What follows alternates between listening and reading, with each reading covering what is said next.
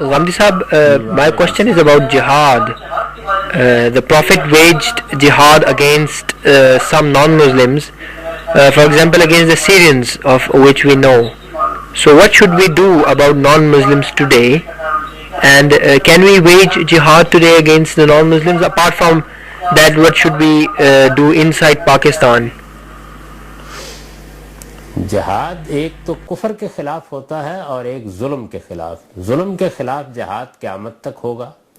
اگر کوئی قوم کسی دوسری قوم پر ظلم کرتی ہے, عدوان کا ارتکاب کرتی ہے, خاص طور پر قرآن نے جو اس ظلم کا حوالہ دیا ہے کہ بعض اوقات پرسیکیوشن ہوتی ہے, یعنی مذہبی جبر پیدا کر دیا جاتا ہے, جیسے قدیم زمانے میں تھا اور جیسے ہمارے اپنے زمانے میں کمیونسٹ ملکوں میں رہا. تو اس طرح کی صورتحال اگر پیدا ہو جائے اور ظلم و عدوان کا ارتکاب کیا جائے تو آپ کو حق حاصل ہے کہ آپ جہاد کریں. اور اگر آپ کے پاس قوت ہو اور آپ اس پوزیشن میں ہوں تو بعض حالات میں یہ فرض بھی ہو جاتا ہے. یہ جہاد تو قیامت تک کے لیے باقی ہے. کفر کے خلاف جہاد صرف خدا کے پیغمبر کرتے ہیں, اس کا حق کسی عام انسان کو نہیں ہے. اور خدا کے پیغمبر بھی خدا کی طرف سے متعین گروہوں کے خلاف کرتے ہیں, یعنی خدا کی طرف سے جب کسی گروہ پر اتمام حجت ہو جاتا ہے تو پھر اللہ بتاتا ہے ان کو کہ اب اس کے خلاف تم اقدام کر سکتے ہو. وہ حقیقت میں جہاد نہیں ہوتا, وہ در حقیقت کفر کی سزا ہوتی ہے جو دنیا میں دی جاتی ہے. یہ ہمیشہ کے لیے ختم ہو گئی, اس لیے کہ نبوت ختم ہو گئی, اس کا حق کسی کو حاصل نہیں رہا. اب ہم صرف ظلم کی بنیاد پر جہاد کر سکتے ہیں, اور یہ جہاد اللہ کا حکم ہے, قیامت تک کے لیے ہے, ہماری شریعت کا ابدی حصہ ہے, یہ ہمیشہ باقی رہے گا. اور اس کے مواقع اب بھی پیدا ہوتے ہیں اور یہ جہاد کیا جاتا ہے. یہ ایسی چیز ہے کہ جس کے لیے کسی استدلال کی ضرورت نہیں, ساری دنیا اس کو مانتی ہے. امریکہ نے افغانستان پر جو حملہ کیا ہے وہ غلط کیا صحیح کیا وہ بحث الگ ہے, لیکن یہی کہہ کے کیا ہے کہ اس کے خلاف ایک ظلم کا ارتکاب ہوا ہے, اس لیے وہ اس ظلم کا ازالہ کرنے کے لیے حملہ کر رہا ہے. تو اس کو تو عالمی سطح پر مانا جاتا ہے. ہم اس جہاد کے مکلف ہیں بعض حالات میں, یعنی ہم پر یہ فرض کر دیا جاتا ہے جس کی میں نے مثال دی کہ جیسے کہیں پرسیکیوشن ہو رہی ہو, لیکن فرض اس وقت ہوگا جب کہ ہم اس کی طاقت رکھتے ہوں کہ ہم یہ کر سکیں. اگر ایسا نہیں ہوگا تو پھر ہمارا کام یہ ہے کہ ہم صبر کے ساتھ اپنے اندر استعداد پیدا کریں.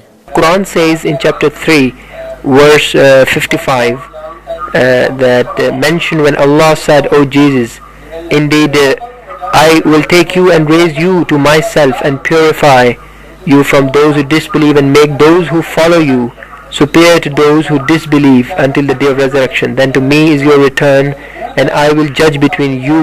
Jews have been declared infidels till the day of judgment. جو لفظ کفر استعمال ہوا ہے وہ حضرت مسیح کے کفر کے بارے میں استعمال ہوا ہے, یعنی جن لوگوں نے حضرت مسیح کا انکار کر دیا. وہ کون ہیں؟ وہ یہود ہیں.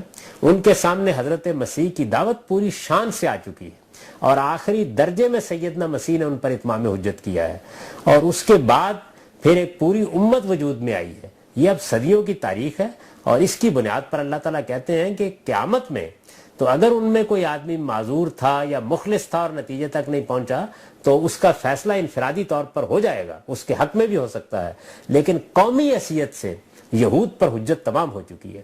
اس وجہ سے وہ کفر پر ہیں, حضرت مسیح کو انہوں نے نہیں مانا, اور جو دنیا میں اللہ نے ان کے لیے سزا مقرر کی ہے وہ قیامت تک انہیں دی جاتی رہے گی, یہاں تک کہ وہ حضرت مسیح پر ایمان لانے کے لیے تیار ہو جائیں. یہ بات ہے جو اس آیت میں کہی گئی. یہاں یہ اصولی بات بھی سمجھ لیجئے کہ جب بھی کسی قوم کو سزا دی جاتی ہے تو اس کی قومی حیثیت میں دی جاتی ہے. آخرت کا معاملہ قومی حیثیت سے نہیں ہوگا, آخرت کا معاملہ انفرادی حیثیت سے ہوگا, اور وہاں ہر شخص کے معاملے کو دیکھا جائے گا. اس کو اگر آپ البیان کی وہ جلد اب چھپ رہی ہے, معاف کیجیے گا, سورہ 3 کی تفسیر میں دیکھیں گے تو اس میں میں نے یہ بات واضح کی ہے کہ اِلَّا الَّذِينَ آمَنُوا وَعَمِلُوا الصَّالِحَاتِ کا جو استثناء ہے, اوپر ذریت ابراہیم کے تمام مقامات کو بیان کر کے یہ بتا دیا گیا ہے کہ بحیثیت قوم تو یہ تباہی کے گڑھے میں گر چکے ہیں, ثُمَّ رَدَدْنَاهُ أَسْفَلَ سَافِلِينَ, لیکن ان کے اندر انفرادی حیثیت سے سچے مومن بھی ہو سکتے ہیں اور اچھا عمل کرنے والے بھی ہو سکتے ہیں.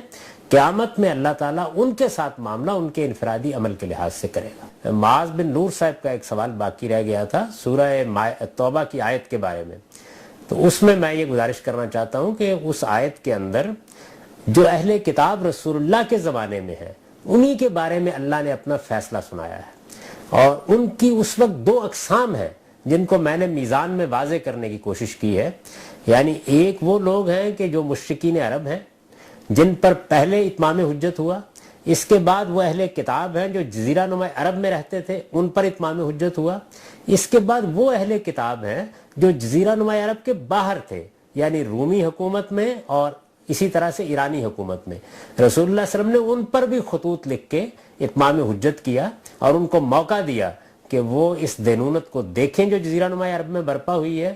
کوئی سوال کرنا چاہتے ہیں تو کریں, آئیں, پوچھیں, بیان کریں. یہ تینوں گروہ ہیں جن پر اللہ کی حجت اللہ کے پیغمبر کے ذریعے سے تمام کر دی گئی. صحابہ کرام نے ان کے خلاف اقدام کیا ہے اور اسی اقدام کی ان کو یہاں ہدایت کی گئی تھی. انہوں نے اس سے باہر کوئی اقدام نہیں کیا. یعنی یہ اقدام ان کا اقدام نہیں تھا, یہ اللہ کے رسول کی طرف سے اتمام حجت کے بعد اقدام کی ابتدا کر دی گئی تھی. اس کے بعد پایہ تکمیل تک انہوں نے پہنچایا ہے اس کو. Gandhi Sahab, are non-believers to be punished under the Islamic law? For example, if caught for theft, shall a non-Muslim's hand also be severed like a Muslim? سزا بھی غیر مسلموں پر نافذ نہیں کی جائے گی. ان سزاؤں کے لیے ضروری ہے کہ مسلمان ہو, یعنی مسلمان ہو, اور پھر یہ انتہائی سزائیں ہیں. مسلمان بھی ہو اور اس کے پاس کوئی عذر نہ ہو, اس کے حالات آخری درجے میں اس سزا کا تقاضا کرتے ہوں, تب یہ سزائیں دی جائیں گی. غیر مسلم اگر چاہیں گے کہ ان پر اس سزا کا نفاذ کیا جائے اور وہ ہماری عدالتوں ہی میں اپنا مقدمہ لے کے آئیں گے تو ان پر بھی نافذ کر دی جائیں گی. وہ اگر نہیں چاہیں گے تو ان پر نافذ نہیں کی جائے گی. یعنی شرعی لحاظ سے ان کا ان پر نافذ کرنا ضروری نہیں ہے.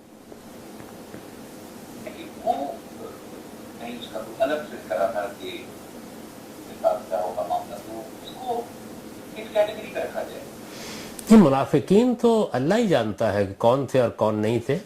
اس کا فیصلہ تو میں آپ کر ہی نہیں سکتے. اور رسول اللہ صلی اللہ علیہ وسلم کے زمانے میں بھی بعض کے بارے میں اللہ تعالیٰ نے بتا دیا, ان میں سے بعض کو سزائیں بھی دی گئی, لیکن بہت سے لوگ جو تھے وہ نمایاں نہیں ہو سکے. بلکہ غزوہ تبوک کے موقع پر تو اللہ تعالیٰ یہ کہتے ہیں کہ رسالت مآب صلی اللہ علیہ وسلم کی کریم النفسی کی وجہ سے بہت سے لوگوں کے اس جرم پر پردہ پڑا رہا, چنانچہ ان کو آخرت کی سزا سنا دی گئی. ورنہ بتا دیا گیا تھا کہ اگر وہ نمایاں ہو جائیں گے, الگ ہو جائیں گے, ان کو بھی پھر یہی سزا دی جائے گی.